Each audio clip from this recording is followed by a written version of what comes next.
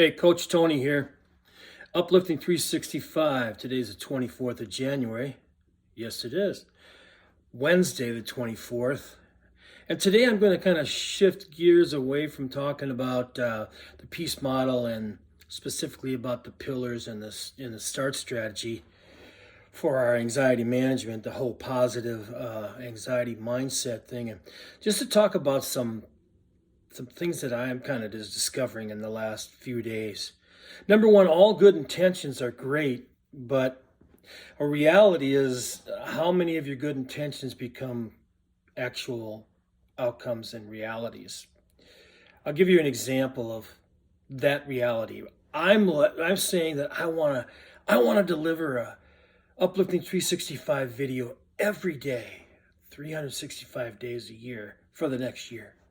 Well, I mean, all you have to do is go and count the number of videos that I've done and posted, and you'll see how much that's come to fruition from the first of the year until now, because that's when I started putting out these uplifting 365s. So it gives me an example that those are good intentions, but it's very hard to always follow through. And one of the things that we need in order to follow through is self-discipline. And I'm reading this book and I'm going to share that with you right now. It's by Daniel Walter.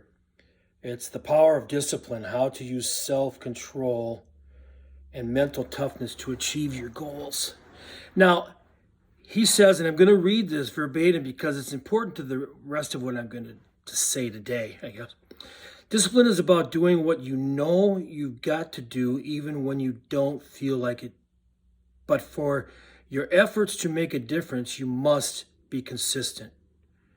Slacking off every other day isn't going to get you any closer to your destination any more quickly. Consistency builds momentum. And that's how dreams become a reality.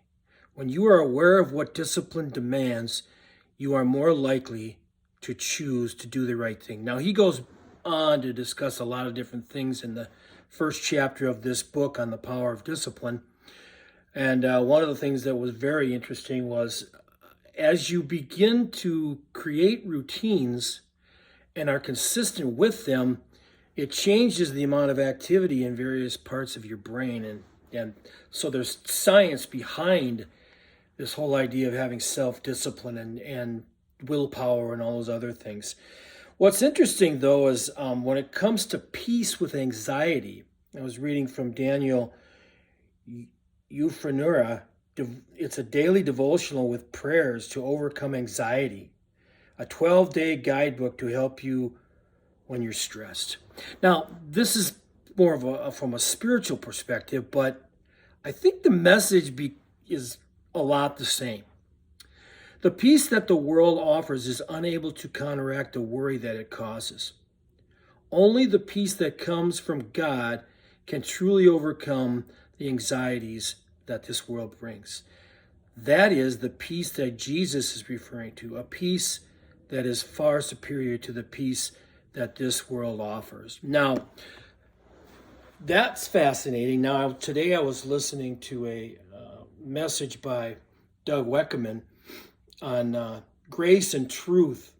It's the fourth day in a series that they did back in August, I believe, of 2022.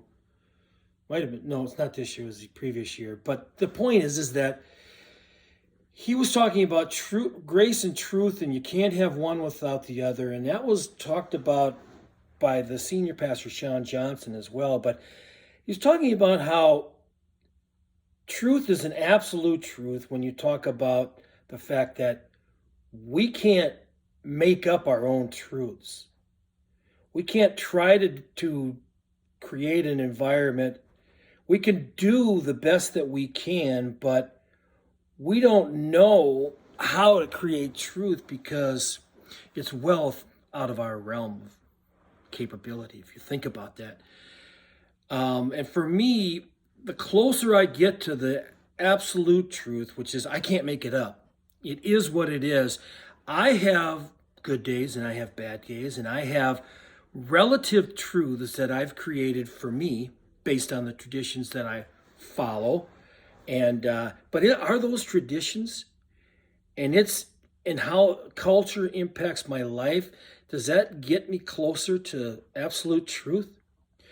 Well, the truth is that truth was before we were ever here to experience it in levels of what reality offers for us. And that level of truth is based on how we perceive it, and then in our own lives, how we then apply it to what we're doing or not doing. Well, if you want to apply that to self-discipline, and you want to say that it's a high level of self-discipline for me to just do whatever I want each and every day, and none of it being consistent with the day before, what is the likelihood that I'm going to be successful?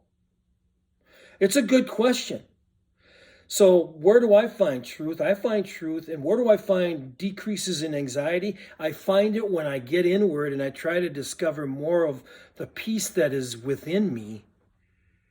And it opens up so many other doors in terms of the things I actually begin to think about on a daily basis, and the amount of motivation I have to then go about having the self-control and the peace of mind to put together a plan that's good for me in my life. So that doesn't mean that I live better than somebody else because I'm 2/3 of the time consistent with something and not another. It just is. The truth of the matter is how good are we doing?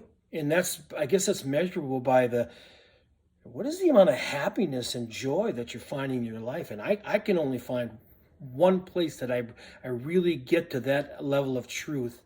And it comes from an inner peace that I can't get without being mindful, putting myself to the test, having the discipline to think about things that are much more,